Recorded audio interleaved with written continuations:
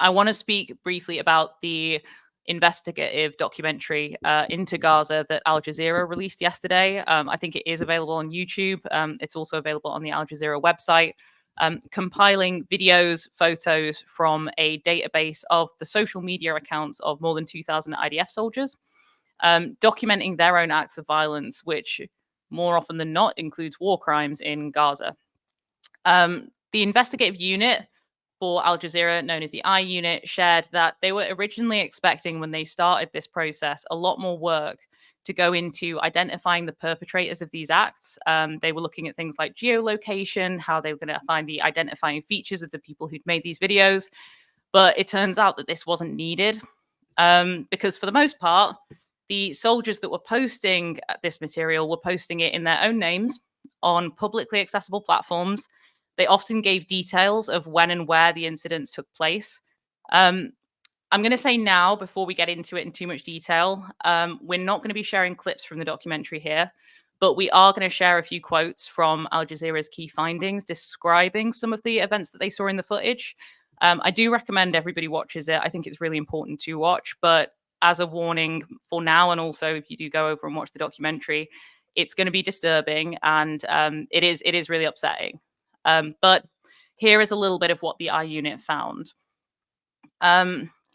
From the explainer linked to the video from the Al Jazeera investigative unit, they shared that the behavior displayed in the photos and videos that they found ranges from crass jokes and soldiers rifling through women's underwear drawers to what appears to be the outright murder of unarmed civilians. Most of the photos and videos fell into one of three categories. You had wanton destruction, you had the mistreatment of detainees, and you had the use of human shields. And all three of these may be violations of international humanitarian law and war crimes. In the documentary, Al Jazeera share this footage with a whole host of different people. They share it with international human rights lawyers. They share it with retired British Army generals. But one of the more common styles of content that they find within these, I think it's something like 2,500 sources, are of soldiers detonating buildings. As you can see in this photo, a lot of these videos show the soldiers themselves in the act. It looks like a group holiday photo or something. They're not worried about being identified. They're filming themselves committing war crimes. They're not ashamed of it. But why would they be? In another part of the documentary, the team speak to witnesses about their experiences in the Strip. And one of the people interviewed, Abu Amr, says a soldier told his son that nothing prevents us from killing you. We could just kill you all. That's normal. No one will deter us and no one will call us to account. And that's true, right? That's what our government and other governments have taught them. That's why they're happy to film actual acts of torture and post it on their social media accounts. In one video, a French-Israeli soldier films a detainee being pulled from the back of a truck and says, "Look, I'm going to show you his back. You're going to laugh at this. He was tortured."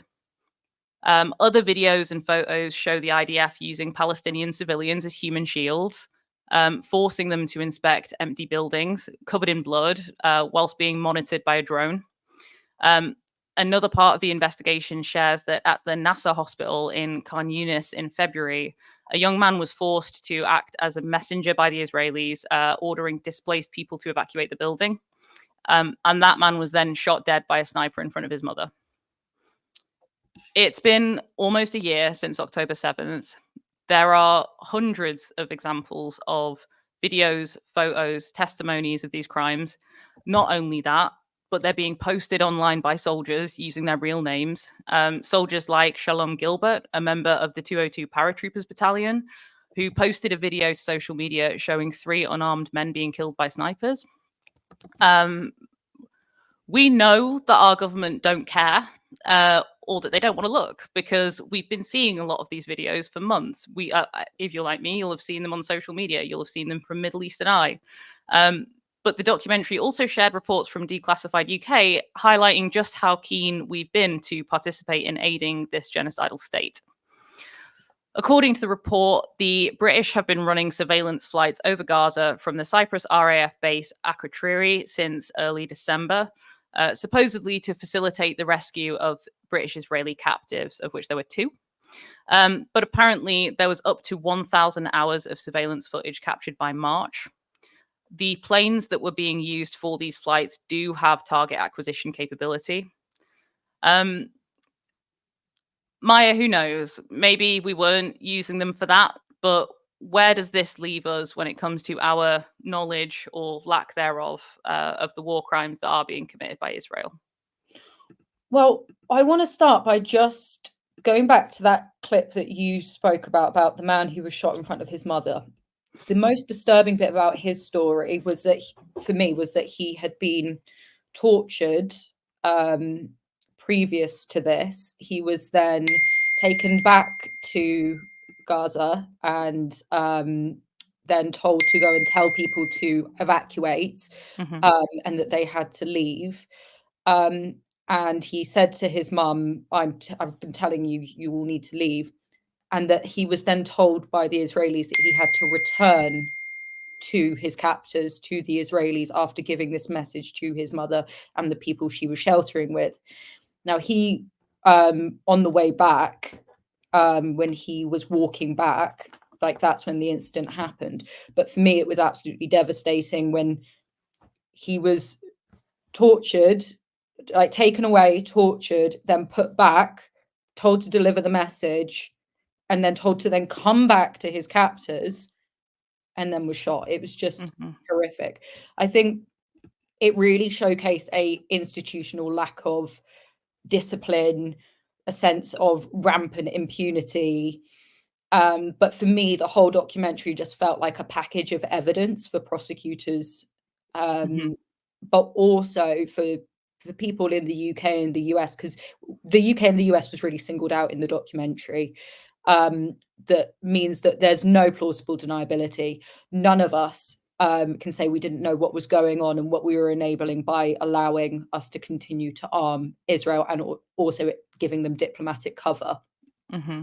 I mean, yeah, this was the thing, right? We're talking about on the one hand, it's surveillance coverage. It was to return the captives, but in those 1,000 hours of footage that you filmed, you didn't notice.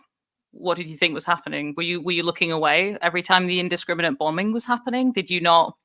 Oh, that we didn't pick that part up. We were just specifically looking for hostage. Like it doesn't make any sense. But the UK government did respond to this apparently. So I just want to pull up our response. But according to the UK's government response to the I-Unit's investigation, they said, we've heard this before. They said the UK is not a participant in the conflict between Israel and Hamas. As a matter of principle, we only provide intelligence to our allies where we are satisfied that it will be used in accordance with international humanitarian law.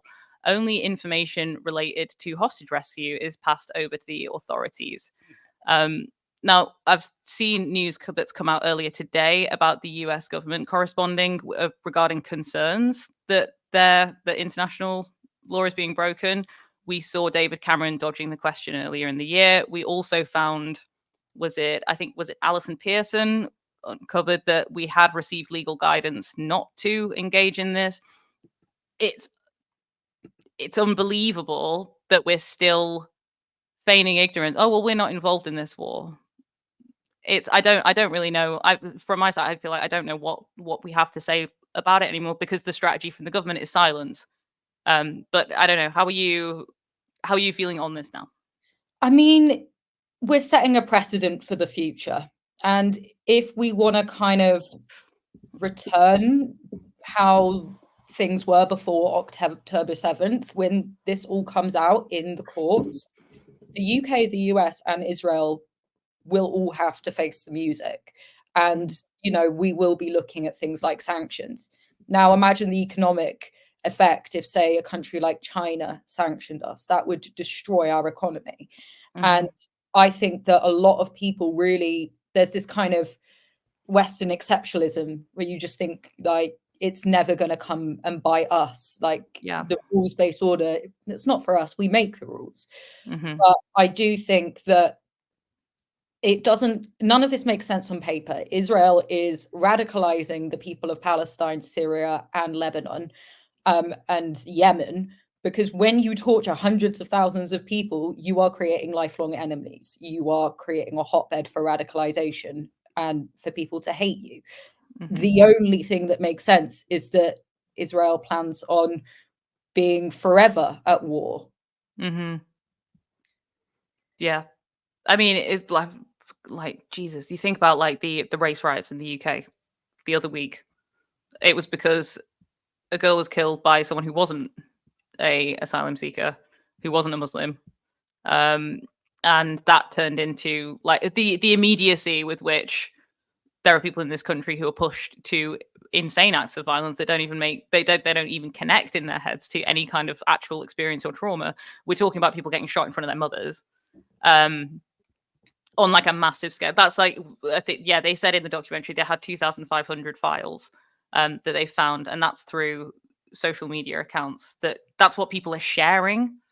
That's what these soldiers feel comfortable posting about on the internet, and it's just, we've seen it. I don't have government surveillance. I haven't spent 1,000 hours flying over to see what's happening, and I've got a pretty strong idea of what's going on.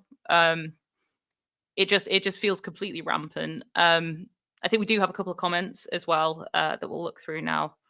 Biden should be sent that documentary. I mean, wasn't Biden saying the other day, nothing is going to happen today? I don't know what day he said that on, but I'm pretty sure quite a lot of bombing happened. The absence of accountability and a sense of impunity leads to monstrous acts, as we've all seen. I think that's Maya, what you were heading towards in that. It also creates a kind of global security crisis, because people aren't just going to hate Israel, they're going to hate the allies as well. So I actually only feel like there's going to be any major changes when the US and the UK feel those security impacts, when people want to punish us for the physical and democratic aid we've been supplying Israel. And it does also make you think. I'm sure you've had this. I've had it plenty on social media. We get it on TikTok all the time. But talking about, whenever you speak on Palestine, you have people say, well, Palestinians should be stopping Hamas. Like, the civilians should be stopping Hamas. Or like, well, Palestine voted for, like, Gaza voted for Hamas. And it's obviously, one, it's factually not true because of the average age of people in Gaza. But also, if we have, like, our government is currently funding and supporting this and enabling this. I don't want to face the blame. I don't want to take the blame for not having stopped our government. But that's how people in the UK think about people in Gaza. This is the crisis that we're going to be heading towards. And it's very, very scary, but it's not kind of unexpected, is it? Sorry. I do also think that it is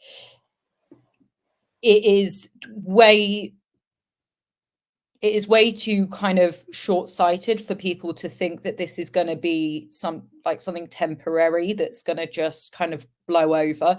You're blowing up people's lives. That is going to create generational trauma. You have, it's something like in the last 8 years, the number of worldwide displaced people has gone up in the millions, and that doesn't include Palestinians, because they're covered by a separate area of it's the UNRWA, right, as opposed to UNHCR. But we're talking about 2.1 million people being displaced. And I do think that people in the media, we are slightly handcuffed by how we can talk about this, because obviously Hamas and Hezbollah are prescribed organizations in the UK, and prevent referrals are going up. And I personally don't want a knock on my door, and I'm sure you don't want to either. But providing a balanced argument as to, yes, these are prescribed organizations, but they also run infrastructure in these countries. And, you know, terrorism is a point of view. Yeah. I think that is something we always have to be aware of as on the Turn Left channel, is that we are fully aware that we are online.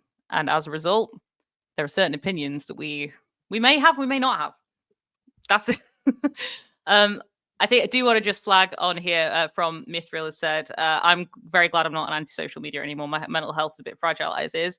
I really strongly recommend that people do watch the documentary. However, I really want to give people a warning. we've seen a lot of really, really horrific things over the last year, and before, but especially in the case of Palestine. And I do think it's important to see this stuff. It's important also, though, to protect yourself, because also activism is not effective when you're tearing your own mental health down. We need to be able to sustain ourselves as individuals. We need to be able to bolster ourselves, and as a result, I do think that it's important to remember to give yourself the space to be able to sustain this, as opposed to falling over into kind of a doom spiral or anything like that. I do think there are some ways you can be more sensitive when you consume this sort of media. So I think if you do really want to watch it, you can watch it and use it as a more of a podcast, and don't look at the video of it. You get enough of the audio. Yeah. Personally, one of my worst bits of the documentary was somebody's testimony where they just described what had happened to them. So you have to be careful with that sort of thing. But I'm sure the transcript will be available soon online of the whole thing. And if not, if you go to like some trusted news sources, I'm sure you'll be able to read loads of different reviews. And if you read enough reviews, you might be able to get a good enough picture without having to sit through it. Yeah, I think they do have Al Jazeera have a explainer of like all of the key findings as well, which they share with the video. I think if we can, I'll ask if we can drop it in the chat. If not, we'll make sure to share it immediately after the live over on the Twitter as well. I believe it's called "What Did Al Jazeera's Investigation into Israeli War Crimes Reveal?" But if we can share that link. If we can't share it because of YouTube's rules, we'll post it very shortly after.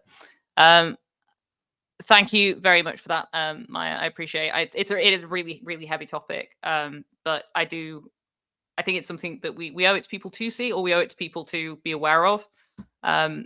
But yeah, I would recommend looking at the explainer, watching anything like that. Now, we do want to hear more from people in the chat as well as we go. I do want to say a thank you to Zeke the Beast. Middle name is, love that. Zeke the Beast. Thank you very much for the gifted memberships. That is massively appreciated. Thank you for any gifters, any members, anyone who joins to support. And of course, if you are enjoying tuning into these lives, please do go ahead and support Turn Left by hitting the subscribe button. Middle East Eye is worth a look from my perspective. It's something they actually posted a compilation video recently of all of the different of a selection of these videos that they had found. I think it was a few months back, of just blatant war crimes being committed by the IDF. So I would recommend that as well. Feels like we're living in the factors leading up to section of history title breakdown international rule and international law. Maya, I will bring you back for this, because it feels like we're living through a hell of a lot of history at the moment. There's one thing that I've talked about a bit before, which is hindsight bias, which is the idea that after something's happened, people go, oh, of course, it was always going to happen. And one of the big dangers that we have with history repeating itself is that we like to make it seem as though it was never, it was a completely unique event. So every time we have a genocide, every time we have something like this, we go back and say, oh, it was specifically this group or these people or this thing. And actually, the factors are generally pretty much the same. I think that's what's really scary when you do know a little bit more about these topics.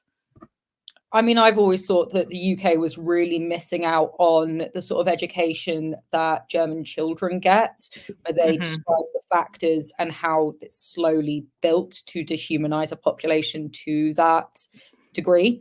And I could just see some very interesting history books in the future about how the Israelis have managed to get to this stage of dehumanization, human animals mowing the lawn, and so proud. It's not just an issue with Benjamin Netanyahu. There are many people in the war cabinet, and especially in the documentary, they show concerts of people jumping around screaming, we want your villages to burn, we're going to burn your villages. Support independent media, support social justice that's there on social media. Thank you. Turn Left.